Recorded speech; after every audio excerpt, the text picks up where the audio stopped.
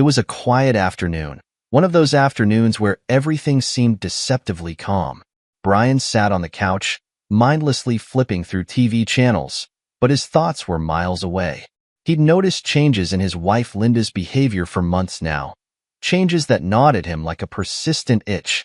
Lately, she'd been leaving for work earlier and coming home much later, always glued to her phone with whispered conversations and sly smiles she barely tried to hide. When he asked, she would shrug it off, saying it was just work or catching up with friends. But Brian knew better. Something was off. Linda was in the bedroom, packing for a girls' trip she'd been talking about for weeks. The unease in Brian's gut was now impossible to ignore. He sat up, listening to the faint sounds of her moving between the closet and the suitcase, his mind racing. "Are you sure you need to go on this trip?" Brian asked, his voice betraying his worry as he leaned against the doorframe. The question had been nagging him for days, but he hadn't wanted to seem paranoid. Now, though, he couldn't keep it inside any longer. Linda didn't look up from her suitcase. "Brian, we've been over this already. I need some time away," she replied flatly, almost as if she had rehearsed the line. "Time to clear my head." "A whole week, though?" Brian pressed, his voice tight. "You've never gone away like this without me. Not for this long."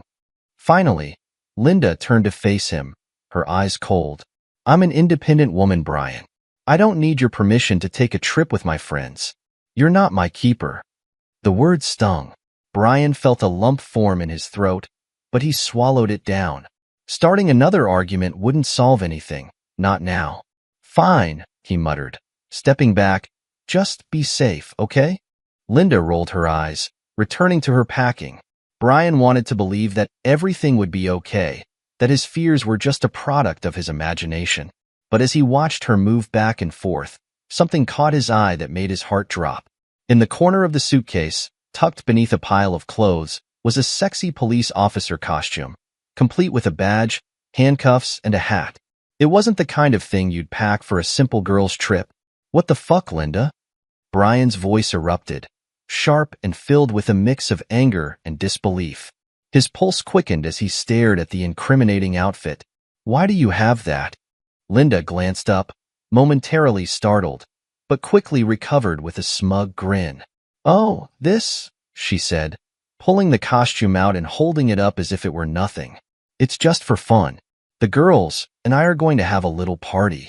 The sight of it made Brian's blood boil. His fists clenched, his body shaking with a rage he hadn't known he was capable of. "If you take one step out of this house with that," he growled, his voice low and dangerous, "I swear to God, Linda, I'll break your legs." Linda let out a cold, mocking laugh that sent chills down Brian's spine. "Shut up, Brian. Don't try to control me. I told you, I'm an independent woman. I can do whatever I want." She reached into the cupboard and pulled out an extra-large rubber, waving it in his face with a twisted grin. "By the way, my lover is already waiting for me outside." Brian's world collapsed in an instant. Every doubt, every suspicion came crashing down on him with brutal clarity. The betrayal was more than he could bear. His hands trembled, not with fear, but with a blinding rage that seared through his veins. Without a word, Brian stormed out of the bedroom, his heart pounding in his chest. He practically flew down the stairs, flinging open the front door with such force that it banged against the wall. And there he was, Linda's lover, leaning casually against his car, a cigarette dangling from his lips, as if he had no care in the world. "You," Brian roared, his voice thick with fury as he crossed the lawn in a few quick strides. Before the man could react, Brian grabbed him by the collar, yanking him towards the house with a force that made the cigarette fall from his lips. "Hey, what the hell?" the man stammered, struggling in Brian's iron grip. But Brian wasn't listening. He dragged the man inside, slamming the door shut behind them. In a swift, brutal motion, he shoved him onto the living room floor. Linda, hearing the commotion, came running down the stairs, her face a mask of shock. "Brian, stop it. What the hell are you doing?" But Brian didn't respond. His vision was clouded with rage, his mind a swirling vortex of betrayal and pain. He wasn't going to let her get away with this. Not Linda, And not this bastard. This was the moment where everything changed, and Brian knew there was no turning back. The house echoed with sounds of struggle as Brian unleashed his fury. He had the man pinned on the floor, fists striking down with a force he didn't know he possessed. Each punch was a release, a brutal catharsis of the pain and betrayal that had been festering inside him for months. The man beneath him gasped, trying to shield himself, but Brian's rage was unstoppable, a violent storm with no end in sight. Linda's screams filled the air as she rushed to pull Brian off her lover, her hands grabbing at his shoulders in a desperate attempt to stop him. "Brian, stop. Please, stop it." Brian shook her off with a snarl, his eyes wild with anger. "You think you can come into my house, sleep with my wife, and get away with it?" He spat, each word laced with venom. "You think I'm just going to let you walk out of here?" The man was barely able to speak, his words coming out in broken gasps. "Please. I didn't know. I didn't. Shut up." Brian roared, his fist connecting with the man's jaw in a sickening thud. The man's head snapped to the side, and he fell silent, the fight beaten out of him. Linda was sobbing now, her voice shrill and panicked. "Brian, you're going to kill him. Please stop." Brian paused, his chest heaving as he looked down at the man crumpled on the floor, his face a bloodied mess. But the sight didn't bring him any satisfaction. It wasn't enough. This wasn't the revenge he had envisioned, the kind that would truly make them pay. He needed something more, something that would make them feel the depth of his pain. He turned to Linda, his eyes cold and devoid of any warmth. "You think you're in control, Linda? You think you can do whatever you want without consequences?" His voice was low, a dangerous calm that made her blood run cold. Linda backed away, fear flashing in her eyes as she tried to reason with him. "Brian, don't do something you'll regret. Please, we can talk about this." Brian's lips curled into a smile, but there was nothing kind in it. "Oh, I won't regret this. Not for a second." He grabbed her wrist, dragging her towards the bedroom where her half-packed suitcase lay open on the bed. Without a word, he yanked the sexy police officer costume from the suitcase and thrust it into her hands. "Put it on," he ordered, his voice like ice. Linda stared at him in disbelief, her voice trembling. "What? Are you insane?" Brian's grip on her wrist tightened, his eyes darkening. "Put it on, or I swear to God, Linda, you'll regret it." Tears streamed down Linda's face as she realized there was no escaping this. She had never seen Brian like this before, never imagined he could be so cruel. Her hands shook as she slowly unbuttoned her blouse and slipped into the costume. She could barely see through her tears as she fumbled with the buttons, her mind reeling with fear and regret. She fastened the belt, adjusted the hat, and finally looked at Brian, her voice a broken whisper. "Brian, please." But Brian's expression was unreadable as he watched her. When she was finished, he nodded towards the living room. "Go sit with your lover. Wait for the police." Linda's eyes widened in horror. "The police? What are you talking about?" Brian didn't answer. Instead, he walked over to the phone and dialed the emergency number. His eyes never left Linda's as he spoke to the dispatcher, his voice calm and steady. "Yes, I'd like to report a disturbance at my home. My wife and her affair partner are here. I think you'll want to see this." When he hung up the phone, the silence in the room was deafening. Linda looked at him, her eyes pleading. "Brian, please, don't do this. We can work this out. Just don't do this." But Brian was done listening. He was done with the lies, the betrayal, and the pain. He walked past Linda and the beaten man on the floor, heading for the door. He grabbed the suitcase he had packed earlier, knowing that this moment would come, and paused at the threshold. "I'm taking everything, Linda," he said coldly, his back to her. "The money, the house, the inheritance, all of it. You've lost everything, and you'll never see me again." Linda's sobs filled the room as she collapsed onto the floor, her hands covering her face. She had thought she was in control, that she could do whatever she wanted and Brian would always be there, always forgive her. But now, she realized how wrong she had been. She had lost everything, and there was no going back. As Brian stepped outside, he could already hear the distant wail of sirens growing louder. He didn't look back as he got into his car and drove away. The night was dark, the road ahead stretching into the unknown. But for the first time in months, Brian felt a cold sense of satisfaction settle over him. He had done what he needed to do. He had taken back control, and in the process, he had ensured that Linda and her lover would pay for their betrayal. The image of Linda, dressed in that ridiculous costume, trying to explain herself to the police, brought a grim smile to his face. It wasn't just about the revenge. It was about making sure she would never forget this night, that she would never forget what she had done. As the sirens faded into the distance behind him, Brian kept driving. He didn't know where he was going, and he didn't care. All he knew was that he was free. Free from the lies, free from the betrayal, and free from the life he had once thought was his future. And as he drove into the night, the cold, brutal satisfaction stayed with him, a reminder that he had taken back his life, and that he would never let anyone take it from him again. Brian didn't slow down until he reached the airport. The hum of the car engine faded as he turned off the ignition and stepped out. He moved with purpose, his footsteps echoing in the nearly empty parking garage.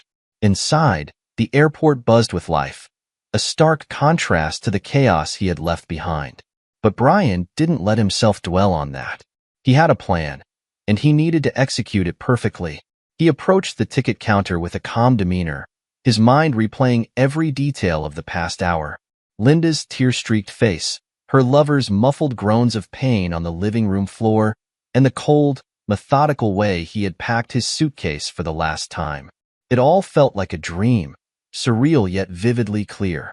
He had known, even before confronting Linda, that something was wrong, and now, his suspicions had been confirmed in the most brutal way possible.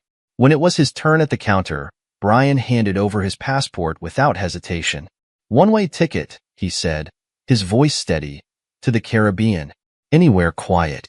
The agent glanced at him, perhaps sensing something off, but didn't ask questions. A few keystrokes later, she handed him the ticket. "Your flight leaves in an hour," she informed him. Brian nodded, taking the ticket and moving away from the counter. He had already taken care of everything, transferring funds, closing accounts, and leaving no loose ends. He had known this day might come, and he was ready. As he walked towards the security checkpoint, he felt an odd sense of calm settle over him. His life as he knew it was over, but in a strange way, that realization brought him peace. He cleared security and found his gate. The waiting area was sparsely populated, a few weary travelers scattered among the rows of seats. Brian chose a spot by the window, looking out at the runway. The lights of the city flickered in the distance, slowly merging with the darkness as the night deepened. The weight of what he had done should have been overwhelming, but instead, all Brian felt was a sense of closure. His marriage, once the center of his world, was gone, shattered by betrayal. But in its place, he had found something new, a chance to start over. Boarding was called, and Brian joined the line, his mind drifting back to the final moments at the house. He had walked out without a second glance, leaving Linda to face the consequences of her actions. She had thought she was in control, but in the end, it was Brian who had the last word. As he settled into his seat on the plane, Brian stared out the window, watching the city below as the plane lifted off. The lights grew smaller and smaller until they disappeared entirely, swallowed by the night. He knew there would be fallout, questions, and perhaps even investigations. But that was for another time, another life. For now, he was free. The plane ascended, and with it, Brian's thoughts drifted away from the past. His future was unwritten, a blank slate in a place where no one knew his name, and that was exactly what he needed. The turbulence of his life had come to an end, and as he flew towards the horizon, all he could feel was relief. The island greeted Brian with a warmth that felt almost surreal to the cold, calculated life he had left behind. The villa he rented wasn't anything luxurious, but it was perched perfectly on the beach, where the soft, golden sands met the turquoise waters. It was here, far removed from the chaos and betrayal, that Brian began the arduous task of rebuilding his life. Each morning, Brian awoke to the soothing rhythm of the waves. The sound was like a balm to his soul, washing away the residual anger that had once consumed him. His days were simple, structured almost like a ritual to keep his mind from wandering back to darker times. He would take a swim in the clear, cool water, feeling the weight of the past slip away with each stroke. The ocean became his confessional, a place where he could leave his sins and emerge, if not cleansed, then at least lighter. In the afternoons, Brian often wandered the island, discovering hidden trails that wound through dense, tropical forests.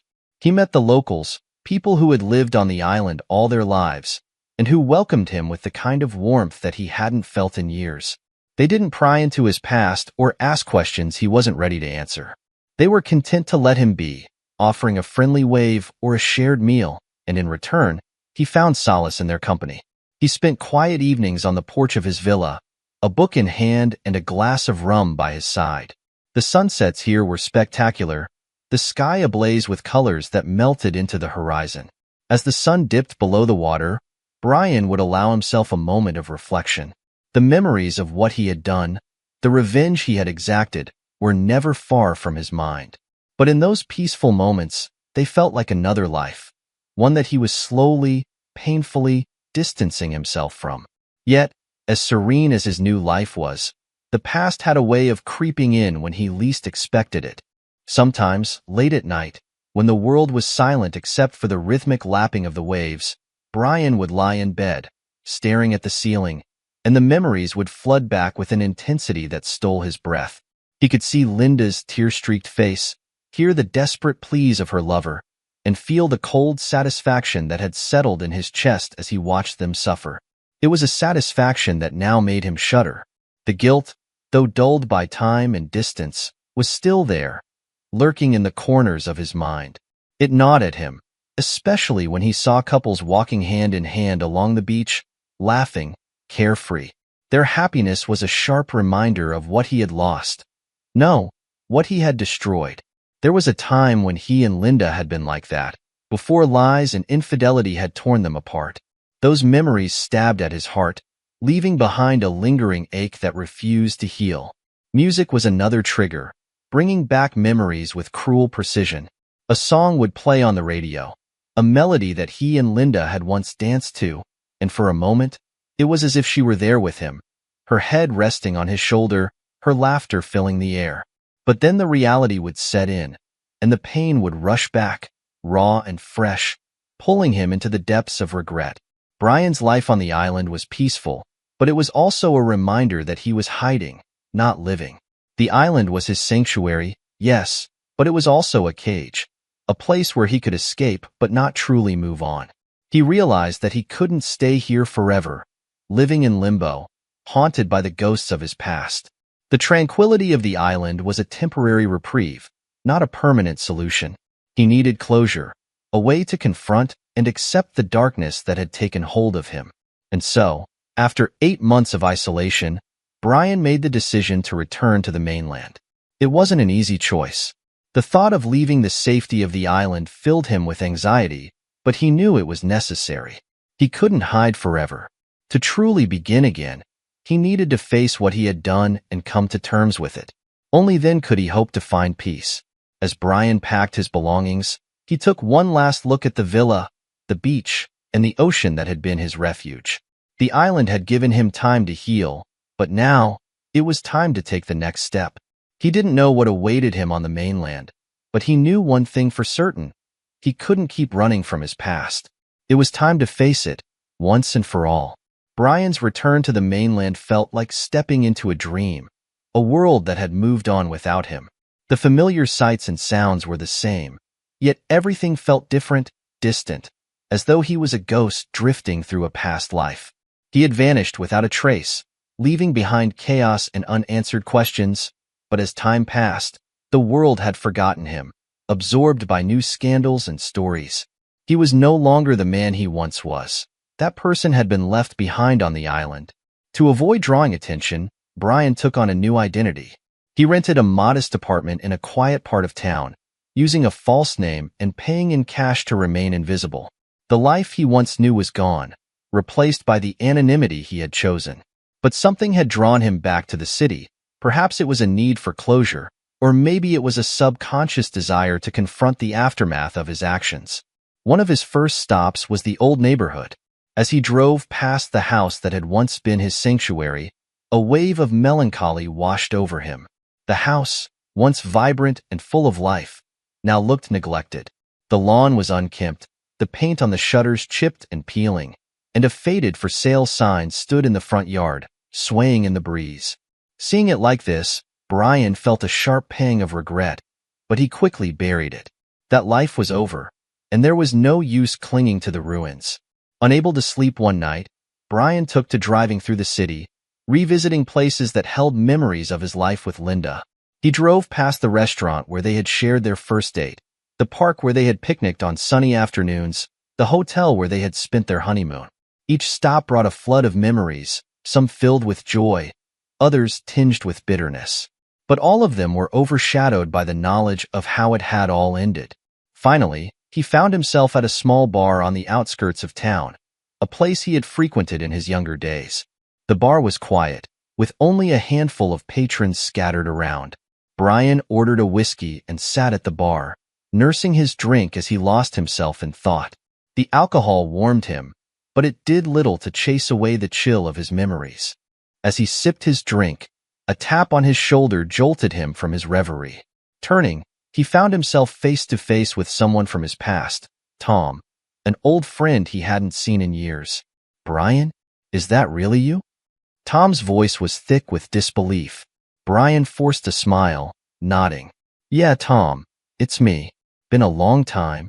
Tom pulled up a stool beside him, his eyes scanning Brian's face with concern. "You look different. What happened to you, man?" Brian let out a dry chuckle. "Life happened."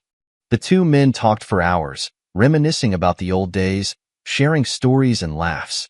But Brian could sense the unspoken questions lingering in Tom's mind. Questions about where he had been, what had happened to his marriage, and why he had disappeared so suddenly. As the night wore on, the conversation turned serious. Tom leaned in, lowering his voice as though afraid of being overheard. "Brian, there's something you need to know. After you left, things got complicated." Brian's heart tightened. "Complicated how?" Tom hesitated, choosing his words carefully. "Linda, she's not doing well. After you disappeared, she fell apart. The police got involved, there was an investigation, but nothing came of it. She lost the house, her job, everything. She's been staying with her sister, trying to put the pieces back together." A swirl of emotions swept through Brian. Anger, guilt, satisfaction. He had wanted Linda to suffer, to feel the pain of betrayal as he had, but hearing about her downfall made it all too real. It wasn't the abstract revenge he had imagined. It was a woman's life in ruins, a life he had once loved. "Do you ever think about reaching out to her? Maybe making amends?" Tom's voice was cautious, as if he knew he was treading on dangerous ground. Brian stared into his glass, watching the amber liquid swirl. The idea of confronting Linda, of facing the wreckage they had both caused, filled him with dread. "I don't know, Tom. I don't know if I can." Tom nodded, understanding the weight of Brian's words. "It's not easy, man. But maybe it's time to start healing, for both of you." Brian didn't respond. He knew Tom was right, but the path to healing seemed long, dark, and uncertain. As he finished his drink, the reality of his return settled in. He had come back not just to face his past, but to decide what kind of future he wanted. And that, perhaps, was the hardest decision of all. Despite all his doubts, Brian found himself standing outside Linda's sister's house a few days later. Each time he'd driven by, he'd come up with excuses to keep moving, postponing the confrontation he knew was inevitable. But today was different. Today, he couldn't avoid it any longer. He needed answers, closure, something to help him make sense of everything. His hand trembled slightly as he knocked on the door. The seconds stretched into what felt like hours, his heart pounding louder with each passing moment. Then, the door slowly creaked open, revealing Linda. She looked different, older, her face etched with the weariness of the past year. The vibrant, confident woman he had once known was now a shadow of her former self. For a long moment, they simply stared at each other, words trapped behind the weight of everything unsaid. Finally, Linda broke the silence, her voice soft and hesitant. "Brian, Linda," he replied, his voice rough, thick with emotions he hadn't yet processed. Linda stepped aside, silently inviting him in. The house was modest, far from the comfort and elegance of the home they had once shared, but it was warm and inviting. They moved into the living room, settling onto opposite ends of the couch, the silence between them growing heavier. "I never thought I'd see you again," Linda finally said, her voice wavering as she met his gaze. There was a mix of fear and hope in her eyes, a vulnerability that Brian hadn't seen in her before. "I didn't know if I'd come back," Brian admitted, his voice quiet, "but I had to see you. I had to understand why." Linda lowered her eyes to her hands, which she was nervously twisting in her lap. "I don't have a good answer, Brian. I was selfish. I wanted more than what I had, and I didn't appreciate what we had built. I thought I was in control of everything, but I wasn't. I made mistakes, terrible mistakes, and I ruined everything." As she spoke, Brian felt the anger he had carried for so long beginning to dissolve, leaving behind a deep, aching sadness. "I know I wasn't perfect either, Linda. I made my share of mistakes. But what you did, it shattered me." Tears filled Linda's eyes, and she quickly wiped them away with the back of her hand. "I know. I'm so sorry, Brian. I wish I could take it all back. I would do anything to undo the pain I caused you." They lapsed into silence again, both of them lost in the memories of what had been and what had been lost. The room was filled with the weight of their shared past, the burden of the betrayal that had torn them apart. Finally, Linda spoke, her voice barely above a whisper. "What do we do now? Do we just go our separate ways?" Brian sighed, leaning back into the worn cushions of the couch. "I don't know, Linda. I came here looking for closure, but I'm not sure that's something I can find. Too much has happened. There's too much damage."